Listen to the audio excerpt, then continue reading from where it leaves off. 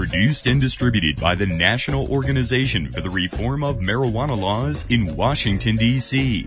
This is your daily audio stash, the growing truth about cannabis.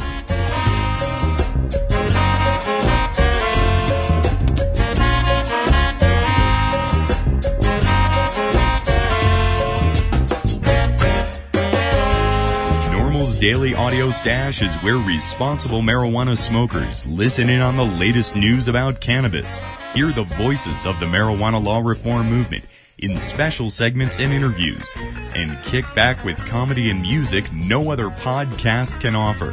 It's NORML's Daily Audio Stash. More information at normalaudiostash.com.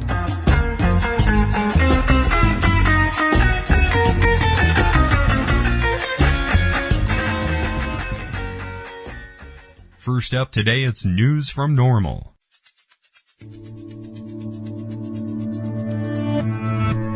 Our news today. Massachusetts voters show continued overwhelming support for marijuana decriminalization, while the statewide ballot initiatives in Colorado and Nevada garnered national media attention. Voters in Massachusetts have been quietly supporting ballot measures seeking a change to marijuana enforcement in their communities. Non-binding ballot questions asking voters to instruct their state representatives to support legislation that would make possessing less than an ounce of marijuana a civil rather than criminal infraction, passed by nearly 2-1 in Plymouth, Duxbury, Kingston, and Halifax.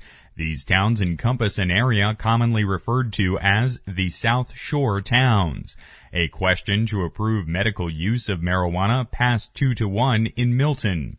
At the same time, voters in the four towns resoundingly rejected a proposal that would allow wine sales in grocery stores.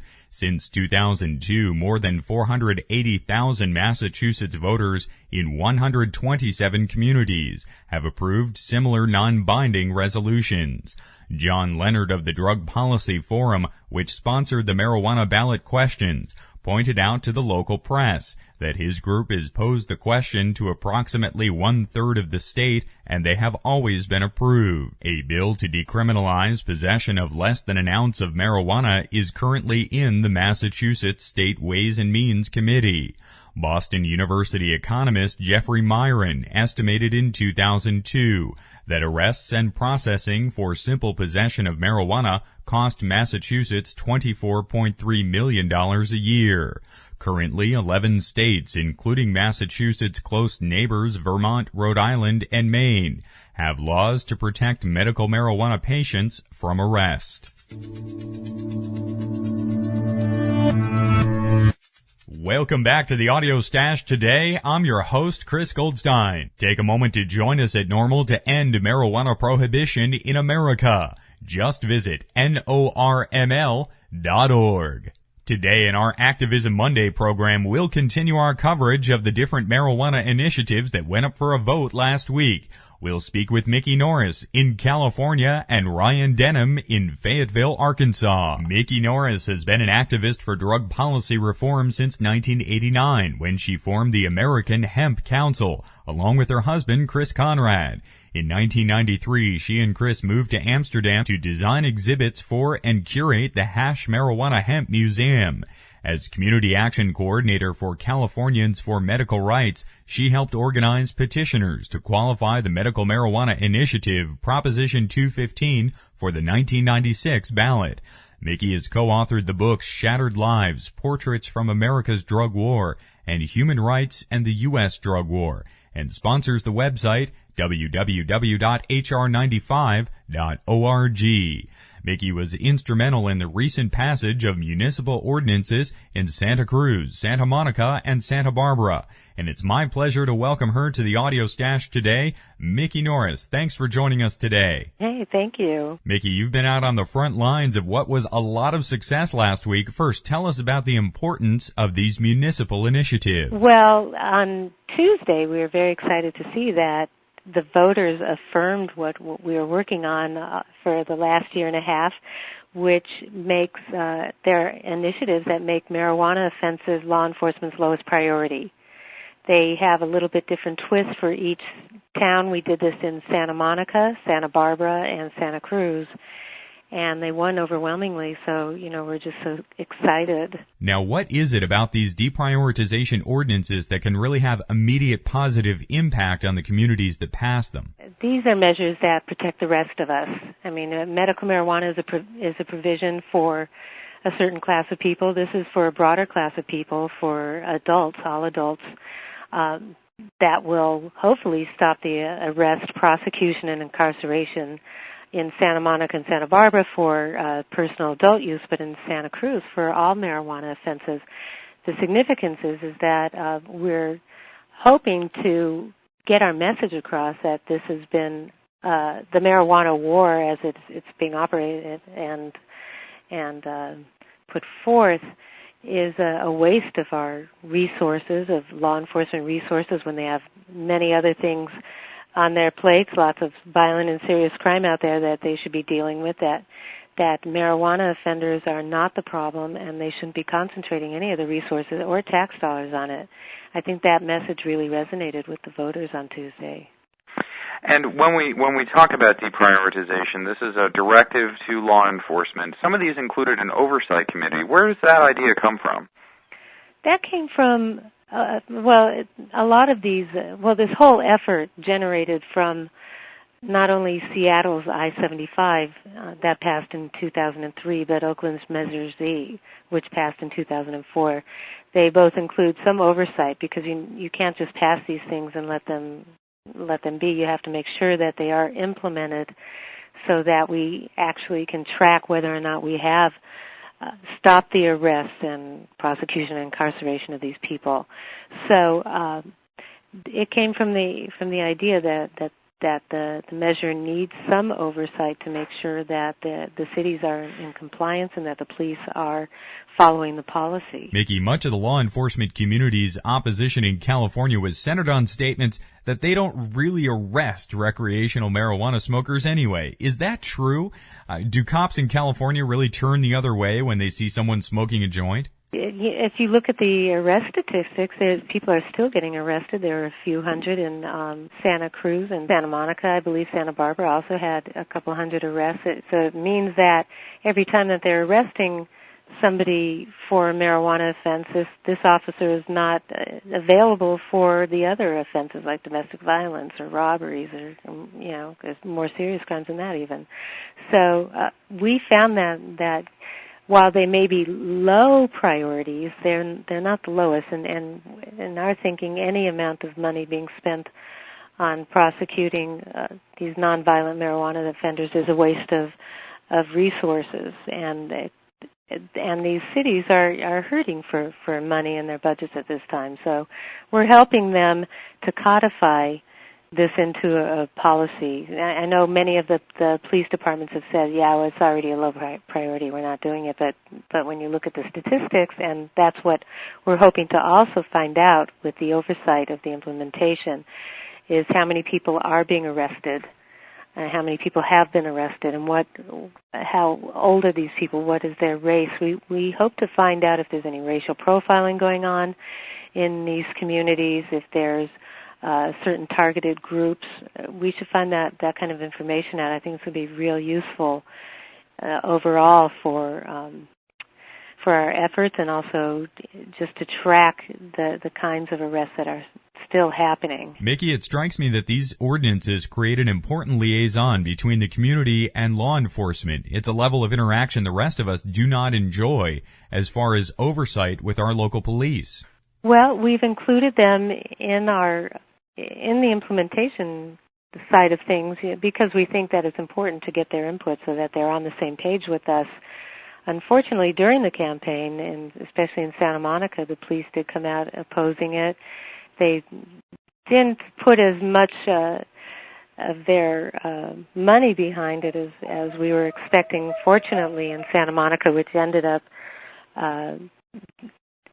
coming up with our highest vote of all the initiatives. We were really surprised by that because they did express their concerns. There was some hostility in the local newspaper in Santa Monica, and the elected officials were a little bit nervous about coming out and in support. So we did this, really passed it with the support of the community and the voters from the bottom up rather than the top down. But we do welcome the police to come to the table and express their concerns, and we want to work with them to come up with good guidelines that'll work for the city to help them do their job, because we're in favor of police doing their job and going after violent and serious criminals.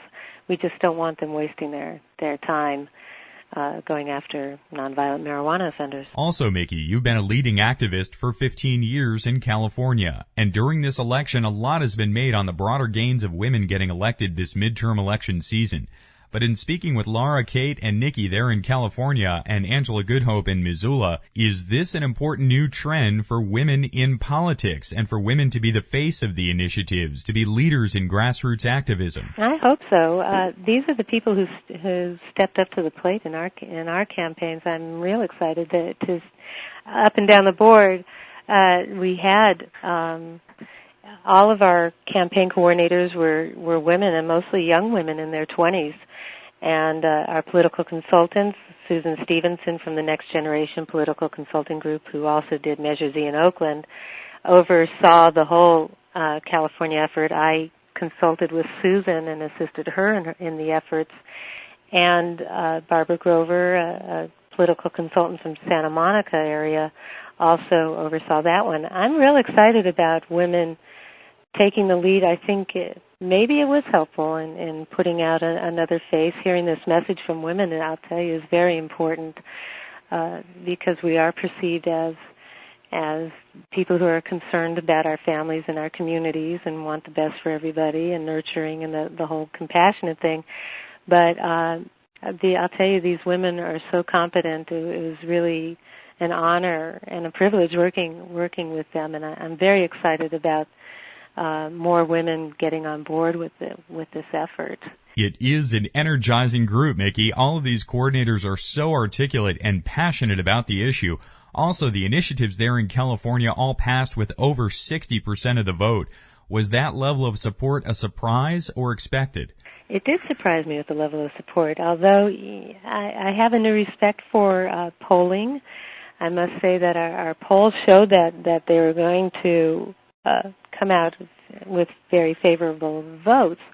I was very nervous about Santa Monica because it was a real challenge to get our endorsements there, and it was and because of the opposition by the Police Officers Association, that seemed to influence some of the elected officials.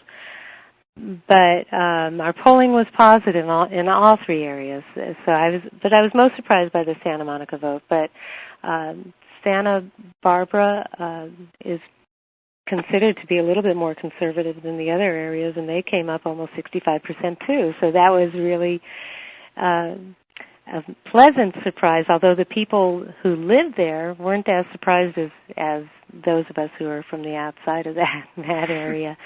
They seem to know their community well enough, and they said, we want to do it here because we think it could pass, and that passed with almost just about 65% also. Santa Cruz, we were pretty confident that it would pass with a lot of support. We got tremendous support in Santa Cruz. Politicians were not afraid of coming out in support. We got a couple city council members, a couple county supervisors, former mayors. It was just a really tremendous effort. In all areas, what really helped us, I think, was getting the support of the local Democratic Party clubs, and also the California Nurses Association was real helpful. In addition, we're very thankful to the support that LEAP gave us, Law Enforcement Against Prohibition. They helped us offset some of the opposition by the police. In all areas, the police are not happy with this. They don't want to be told what to do. But Norm Stamper, the former police chief of Seattle, lent his support on ballot arguments and on our mailers with just a wonderful quote that basically said this worked in Seattle, and if you talk to police privately, they'll tell you that this is a waste of our resources. So, we're excited. The whole effort really shows that this is a mainstream issue in these areas, that we're capable of generating a lot of broad support, and we made a tremendous outreach to organizations and individuals that are normally not a part of drug reform, the drug reform movement. So I'm just so pleased with our endorsement effort, our get out the vote. The whole thing worked, and everybody stayed on message, and so we're just so excited. And finally today, Mickey, I have to ask this question. You have a local congresswoman about to be Speaker of the House, Nancy Pelosi, who co-sponsored medical marijuana legislation in the past and represents San Francisco. What are your thoughts on future House Speaker Pelosi? I'm very excited about Pelosi being Speaker. She is a good representative for this area, even though she's considered a little bit more moderate, believe it or not, for this area. But she has sponsored or co-sponsored just about all of the reform efforts that were put forth, the reform measures, the Hinchy-Rohrabacher Amendment, Barney Frank's bill, the different measures. And so, I feel like she will continue to be an ally and is somebody who can work with us. In fact, in San Francisco, we'll see. Maybe she'll even be more of an ally. We are currently working also with the Board of Supervisors in San Francisco on an ordinance along similar lines as the Santa Cruz Measure K, and that's going to be heard next week before the committee and hopefully the full Board of Supervisors. So we hope before the end of the year to add San Francisco to our list, along with West Hollywood, which passed a measure in June, making it the official city policy that they are not to target people for marijuana in that city. So it seems to be a growing movement. On Election Day, we proved up and down in Northern California and in Southern California that this is a popular way to go, that the people support it, that it, in California we're also dealing with a severe overcrowding problem in the prisons, and they're talking about either spending billions of dollars building new prisons or starting to export our prisoners to other states because there's so many.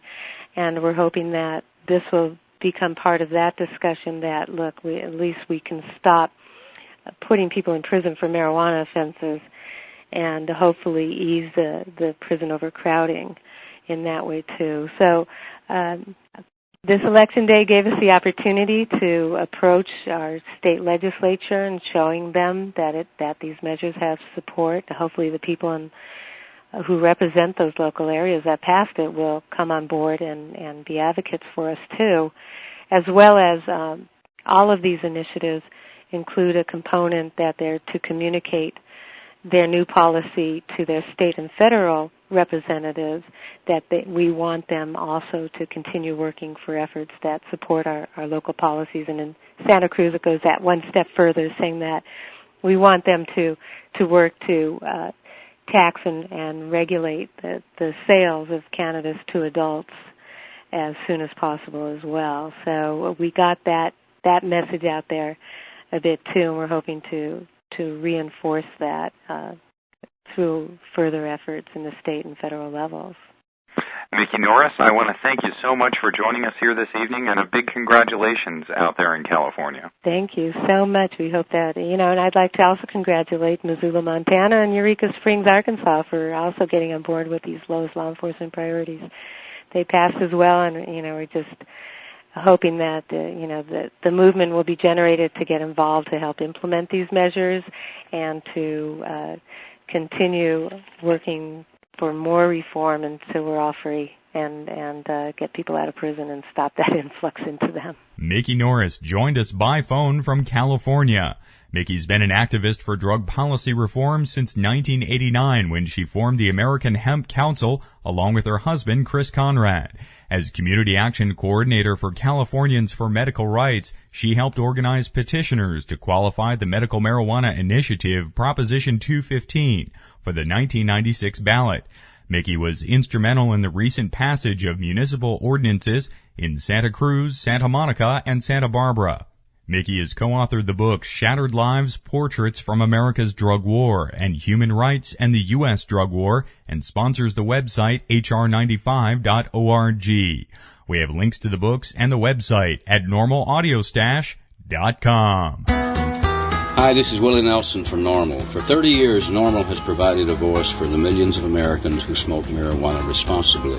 More than 500,000 Americans are arrested each year for smoking pot. These are ordinary citizens like you and me whose lives and careers are being needlessly destroyed. To learn how you can help, contact NORML at www.norml.org or call toll-free at 888-67-NORML. Ryan Denham is with the University of Fayetteville, Arkansas chapter of NORML and coordinated the successful passage of the Eureka Springs, Arkansas Deprioritization Ordinance. Ryan, welcome back to the Audio Stash today. Yeah, thanks for having me on, Chris. Great to speak with you again, Ryan, a real shining star of NORML out there. First, tell us about how the vote split went in Eureka Springs. It was 63% to 37%, so it was pretty overwhelming. And were you surprised by the level of support there? It was surprising to me. I thought it was going to be, maybe 56, 59, somewhere in there, but it was a little more than I expected. I know it was the second highest vote out of any vote in the city, and it got more votes than any other candidates. This initiative was on the ballot along with the mayoral candidate, so more people voted for the depenalization of marijuana than they did for mayor in Eureka Springs. Yeah, that's correct. And Ryan, is this the first such ordinance to pass in Arkansas? That is correct, and there's never been a state referendum or initiative that's made the ballot either, so it's the first marijuana reform measure of its kind. Now that the initiative has passed, what's been the feedback? Well, I've had a chance to talk to some of the elected officials, some incumbents, and some new faces. Everybody seems pretty happy and pretty enthusiastic about the outcome, and pretty much as everybody's saying, what's next? Are we going to do Fayetteville? Are we going to try to push for a decriminalization effort through the legislature? So, there's been a lot of interested people talk to us about, wanting to get involved with future initiatives. So it's been very positive. And I thought I could read a little short paragraph from one of the local papers after the election. City voters overwhelmingly don't want marijuana laws enforced, and their wishes should be respected as much as legally possible. There are plenty of under-enforced city and state codes, and pot should not be among them. Eureka Springs is now on the cutting edge of the movement, and the ridiculous and costly war on a harmless herb, and the rest of the nation will eventually follow. That was just a snippet from an editorial in the paper. Wow, Ryan. This level of support should make this initiative very easy to implement there. Absolutely. I actually spoke to the mayor, and she's bringing it down to the Municipal League in Little Rock this next week to go ahead and get it all enacted and everything. And how have Arkansas media treated the win there in Eureka Springs? Yeah, the Little Rock press definitely, broadcasted it quite a bit. Down here in Fayetteville, it made quite a bit of news. And, we've had people contact us from all over the state now, just this past week, saying how they want to get involved. So the news is definitely spread all over the state. We had a lot of people in Eureka Springs that had never voted before. They got out just to vote for this. And so that's pretty positive to see that. And your NORML chapter at the University of Fayetteville, that's the biggest NORML presence in Arkansas. Correct. And, everybody's really excited there at the meetings. They're going to try to do an SSDP campus reform policy. And, they're real excited to help out with the 2008 initiative in Fayetteville. So. And this Eureka Springs initiative, this saw broad-based support from people really of all walks of life there. Absolutely. And I think even in Nevada where the clergy got involved, I think, that could potentially work down here too. And do you think that religious support is important in places like Arkansas? Yeah, I do. Since, we're in the Bible Belt, I think, having a clergy member on our side would definitely be positive. Ryan, I know this was your first experience on the inside track of the American political process. Did it leave you with a good taste for this type of activism? Absolutely. It's such a controversial issue, but it's also an issue that if you just have the chance to sit down with somebody and explain, the facts and the talking points, you can really really make a change from what I've found. So a lot of marijuana activism really takes place on that one-to-one, face-to-face level. Absolutely. I mean, initially when I was in Fayetteville, I'd be like, you want to sign the marijuana petition, medical marijuana petition, low priority petition, and, people would keep walking. And then I'd, start spouting out facts, like about medical marijuana treats, multiple sclerosis, Alzheimer's, AIDS wasting syndrome. And I'd, have people turn around all the time. And, I mean, they could be 15 or 20 feet away at that point and then walk back and sign the petition. So a lot of times you just had to keep talking and, really let the people know what the facts were. Is it surprising to have to deal with the public's broad misconceptions of marijuana? Yeah, but this was such an isolated case. I mean, there's not another town that exists like this, really anywhere in the four-state area, or maybe the Midwest area, but definitely Arkansas. It's kind of like a college town. I mean, the majority of the public is more in favor of doing something like this, but it was still a lot different than a college town. But either way, we're going to try to do it in Fayetteville. We already tried to do it in Fayetteville, the college town. We made the papers originally when we tried to do it. So we're going to move on to Fayetteville in 2008. And finally today, Ryan, what's your best advice for those who help to get a local initiative on the ballot in their community? Well, I really mirrored off Columbia, Missouri's, because that's one of the only marijuana reform measures that's passed kind of in the Midwest. So I really studied that quite a bit and got a chance to meet and talk with all the group members up in Columbia. But I'd say, just write a petition, get it started, and just start collecting signatures. I mean, it's not that difficult to get started and get done. And a lot of times, local lawyers will help you out for free too. So, I mean, we all have to get a petition started, Ryan, that was all very good advice. Ryan Denham of the University of Fayetteville, Arkansas chapter of NORML and the campaign coordinator for the successful Eureka Springs initiative last Tuesday. Ryan, thanks again for joining us here today. Thanks a lot, Chris. We have links to Arkansas NORML at normalaudiostash.com. We're going to round out our show today with a great track from a new band called Love Kills Theory. Here's Authenticity.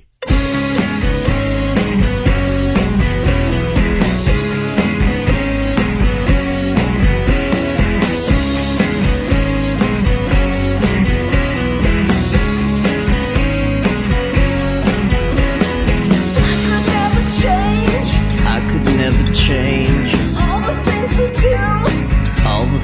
do. I become aware. Watching things accrue.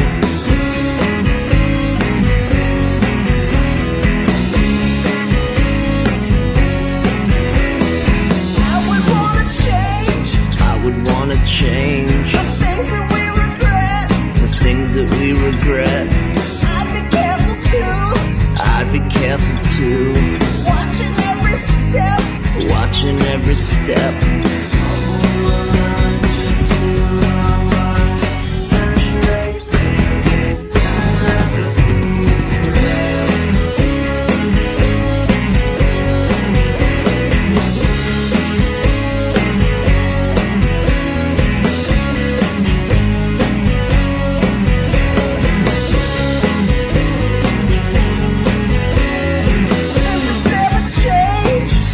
Never change. Just the attitude. I was not aware. I become immune.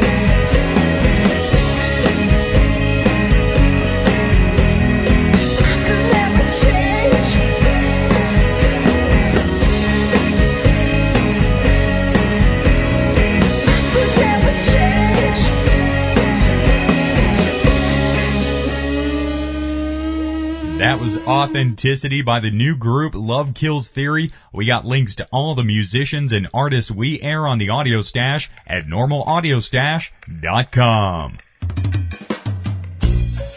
This has been NORML's Daily Audio Stash, the growing truth about cannabis. Thanks to Podshow.com for all the great pod-safe music. We feature the band Carne Cruda as our theme. Make sure you visit our website at normalaudiostash.com. That's NORMLAUDIOSTASH.com for more information about every day's show. Thanks to Red Aphid Interactive Media for the podcasting technology. We're back at 4:20 tomorrow. If you listen to the Audio Stash, cast your vote at Podcast Alley or other podcast directory services. I'm your host, Chris Goldstein. Thanks for listening today. See you at 4:20 tomorrow.